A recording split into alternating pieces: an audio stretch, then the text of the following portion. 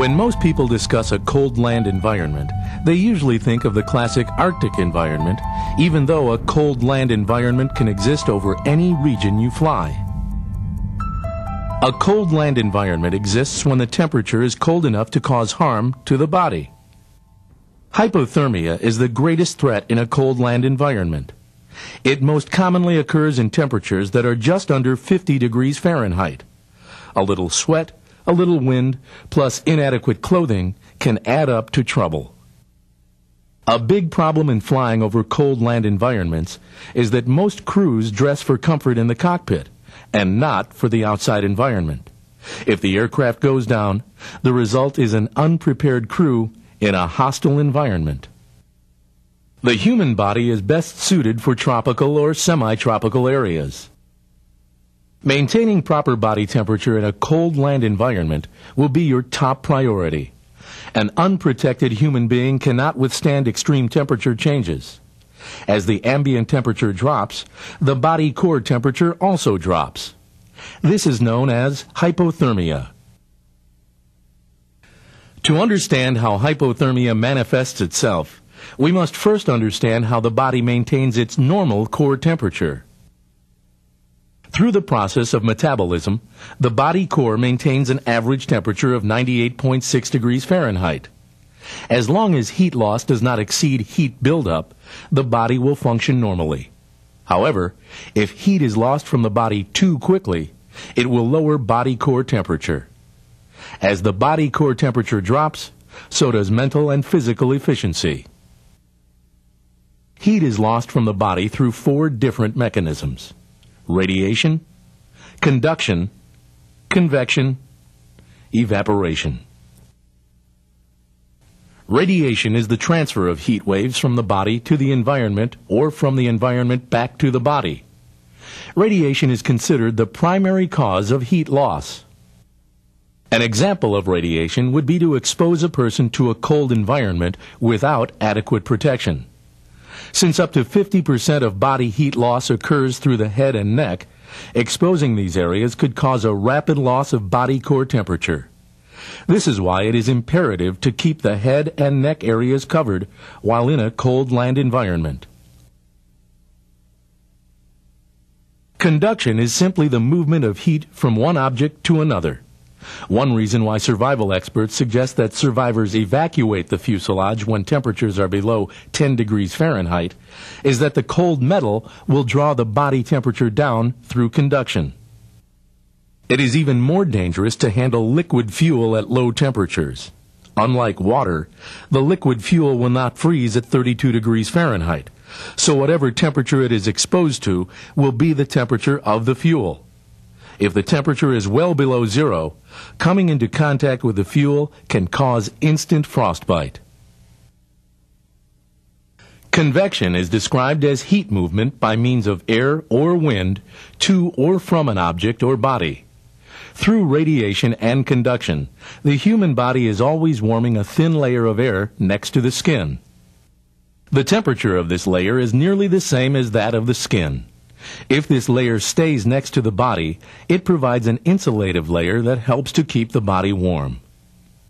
However, when this layer of air is removed by convection, the body temperature will lower. Wearing proper clothing can help protect this insulative layer from convection. Evaporation is a process through which liquid is converted to a gas, and during this process, heat within the liquid escapes to the environment. The body uses this method to regulate core temperature when it perspires and air circulates around the body. If water vapor cannot evaporate through clothing, it will condense, freeze, and reduce the insulation value of the clothing. It will also cause the body temperature to go down. For this reason, it is suggested you wear fabrics that breathe. Once body core temperature starts to drop, the body will begin to defend itself. Capillaries and smaller vessels near the surface of the skin will constrict to keep blood from coming in contact with the cooler skin. This gives the skin a bluish or ashy color. Shivering will usually be the next symptom. This is the body's attempt to produce heat through muscular contraction. At first, the shivering usually is mild. Then it progresses to a more violent form. As muscles begin to cool and stiffen, muscular coordination is lost. Speech will become slurred as mental faculties and judgment begin to slow. As the blood cools and thickens, the pulse will become weak and irregular. Unconsciousness may be only minutes away due to hypoxia. Another important fact concerning hypothermia is that fatigue will accelerate its onset. Hypothermia is just one medical consideration in a cold land environment. Others include snow blindness, frostnip, and frostbite. Snow blindness is a condition where the outer layer of the eyes have been sunburned. In snow-laden areas, sunlight reflected off the snow is the main cause. The primary symptoms are redness and burning of the eyes. Headache, poor vision, pain, and swelling may also accompany the primary symptoms. Prevention is the best medicine. When out on sunny days, wear some type of protective eyewear. If your survival kits have sunglasses, use them. Even prescription glasses will afford some protection. Treatment for snow blindness includes covering both eyes for 18 hours and applying a cold compress to relieve pain and swelling. Frostnip is the freezing of the superficial layers of skin. It is caused as a result of skin exposed to cold and windy conditions. Symptoms include whitening of the affected area. The affected area will also feel waxy to the touch. Fingertips, earlobes, nose, cheeks, and chin are the areas most vulnerable. To prevent frostnip from happening, adequate clothing is a must. When outside of a shelter, keep all body areas covered. Treatment is very simple. Warm the affected area with body heat and protect the affected area from further freezing. Frostbite is the freezing of tissues, which may include the skin, muscles, tendons, and bone.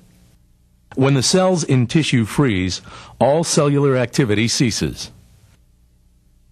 Ice crystals may form and draw water from the cell. Ice crystals can cause physical damage to the cells. Also, the cells can no longer take up oxygen and eliminate waste products.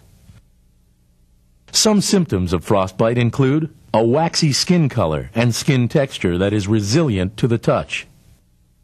There is also a deep numbness to the affected area. The hands and feet are the areas most affected. A very important fact to remember is that once a limb becomes frostbitten, it is more likely to suffer frostbite during subsequent exposures. To prevent this condition, always try to keep the feet warm and dry. When handling cold items or snow, wear gloves. If you do fall victim to frostbite, treatment in the field will be extremely limited. The best advice is to cover and protect the body from further freezing until medical help can be sought. Do not rub with snow. This will promote a deeper frostbite. Do not soak in kerosene. This is just an old wives' tale and will not help. Do not try to thaw the area in hot water. This is a very painful process and could cause further complications. Dehydration. Dehydration in a cold environment may sound a little strange, but if care is not taken, a person could slip into dehydration very quickly. The thirst mechanism will be weakened and could reach the point where it is totally ignored. Remember, just because you are experiencing a cold environment does not mean your water requirements have changed. For a more in-depth discussion on dehydration, refer to our Hotland Survival Training module. Finding water will be easy enough, but remember, you should not consume water unless it has been purified. Boiling water for 5 minutes or longer if at higher altitudes, or utilizing water purification tablets will be the easiest methods. Never eat snow. The snow crystals can cause damage to the mouth and tongue and will also lower body core temperature. Place the snow in a leak-proof container and set it next to the fire to melt. Another method to melt snow is to place the container between layers of clothing. The first line of defense against the threats of a cold land environment is shelter. Shelter can be broken down into two separate categories: immediate and long-term. Immediate shelter is considered your first line of protection from the environment. Clothing will be your most immediate shelter against any environment. The clothes you are flying in and the extra clothes you bring on a flight for a cold land emergency might be different. Use the following recommendations when on the ground in a cold land survival environment. Your clothing will provide you with an immediate means to retain body heat. The type of clothing you choose can help or hinder your attempt to insulate. The insulative quality of any material is dependent on the amount of trapped air in the material. An important fact to keep in mind is that when most clothing becomes wet, it loses its insulative quality. Wet clothing in the wind will draw off body heat 20 times faster than wind alone. It is also important to keep your clothing clean. As dirt fills in between the fibers of a fabric, it also fills in the dead airspace that gives clothing its insulative quality. A checklist that survivors can utilize to ensure insulative effectiveness is known as the Colder Principle. C. Keep clothing clean. O. Avoid overheating. L. Wear clothing loose and in layers. D. Keep clothing dry. E. Evaluate the need for additional clothing. R. Keep clothing in good repair. One of the best natural insulative materials is wool. Wool will insulate even when it becomes wet. A general rule for dressing in a cold land is to wear a layer of cotton next to the skin to absorb and retain moisture, followed by a layer of wool with a water-resistant material on top. When dressing for a cold land environment, dress in layers. Wear proper clothing to keep you warm during the coldest times of the day when there may be little activity. If the outside temperature rises or the body temperature rises due to a high level of activity, the survivor can peel off layers of clothing as needed to regulate the heat loss. It is a good idea to get in the habit of dressing with 4 layers of clothing. Layer 1. The first layer consists of undergarments such as underwear and socks. Second layer. The second layer consists of shirts, pants, boots, hats, and glove liners. Wool is the preferred fabric for the pants.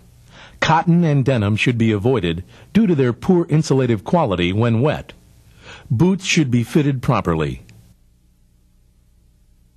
In colder regions, boots should be fitted to allow for a pair of polypropylene socks plus 1 or 2 pairs of heavy wool socks. Hats should have the capability of covering the ears as well as the head. The best materials for hats are wool, polypropylene, or acrylic. Polypropylene is also a good material for glove liners. Third layer. The third layer consists of a parka, wind pants or warm-up pants, and mittens or gloves. The parka jacket should be made of windproof and water-resistant material. It should also have a hood with a drawstring to minimize the opening to the face. A Dacron or Gore-Tex shell and down or Thinsulate insulation are materials that will work well for the parka. Mittens will tend to keep your hands warmer than gloves, but you will lose dexterity of the fingers. Fourth layer. The fourth layer can consist of quilted pants or overboots. By wearing proper clothing, you have taken the first step in providing shelter for yourself. However, this does not mean you should rely solely on your clothing for shelter. A shelter from the elements needs to be constructed as soon as time and conditions permit. Materials to construct a shelter may be scarce.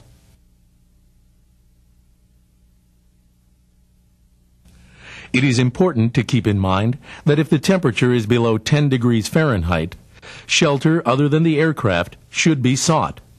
This is because the metal in the fuselage will act as a cold sink and draw heat from the body.